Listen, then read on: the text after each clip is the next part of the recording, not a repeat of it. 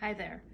I've had a lot of questions about this pattern, and so I'm gonna just try to do a little video without rolling my eyes because I have a tendency to do that when I'm thinking.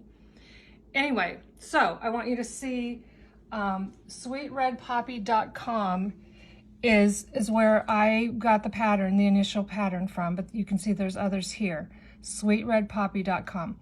So that is the basis. So I have adjusted this pattern a little bit. She says to use a 9x7, okay? And I've done that. I'm using 3 layers. I'm using a cotton layer, an interfacing layer, and a flannel layer. The flannel and interfacing are cut 9x7. The outer piece is cut 10.5x7, okay?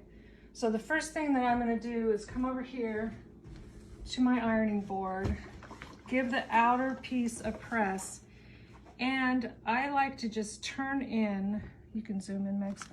I like to turn in my 1/4 inch seam allowance. This does not have to be measured by any means, but turn it in.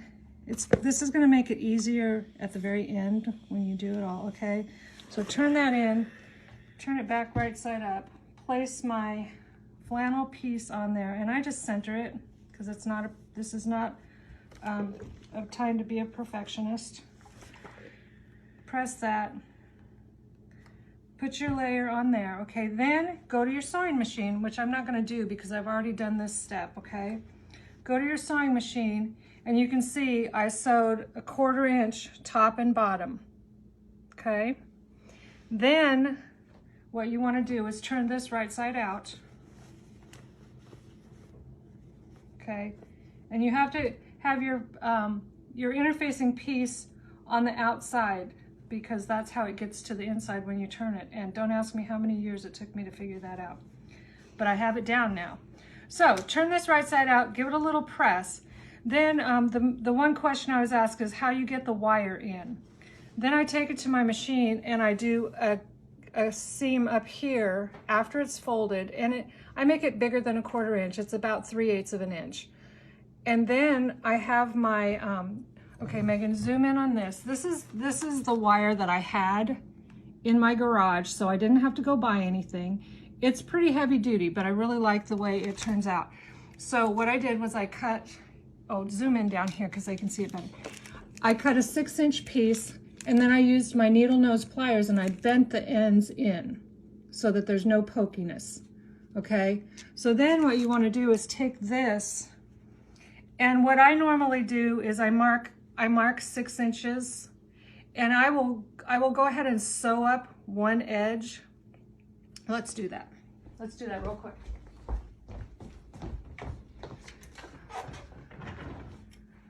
So let's see, where's my mark?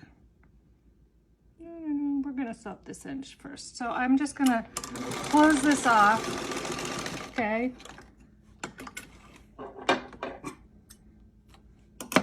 And then I'm gonna stick my wire in, stuff it in there good. And then if I don't know where my mark is, but I just wanna close this up and not sew over the wire, just so that whoops, and then I came unthreaded. You just want to sew this up so that your wire doesn't move about in there because these are going to be washed a lot and dried. If I could see better. Did that go through? It did. Okay. Where was I? Right there. Oops, I'm still going backward. Okay, now you've got your wire in there. Now the very last step is, remember we folded these in, so it's easier now to just fold it over to make your casing, okay? Let me get this where it won't come unthreaded again. Whoops. So you want to fold it over, you're going to sew it, if I can get my thread. Okay. Make sure that you backtrack at your edges because you don't want that to come out. And I know that us quilters aren't used to that. And then you're just going to sew this down. Ouch. Okay, I kind of got off track there. But like I said, we're not into precision. These are going to be put on a face and nobody's going to look at them. Okay. And as long as you didn't miss any spots, which I did, but I'll go back over that. Then let's go back over to the table.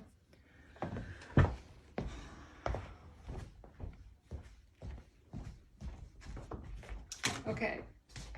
I have my approximately 45 to 48 inch piece of single fold 1/2 inch bias tape, which I went to the machine and I folded the ends in and I folded it in half and I just stitched it. Okay. So then you're going to need a safety pin, if you can get it through there.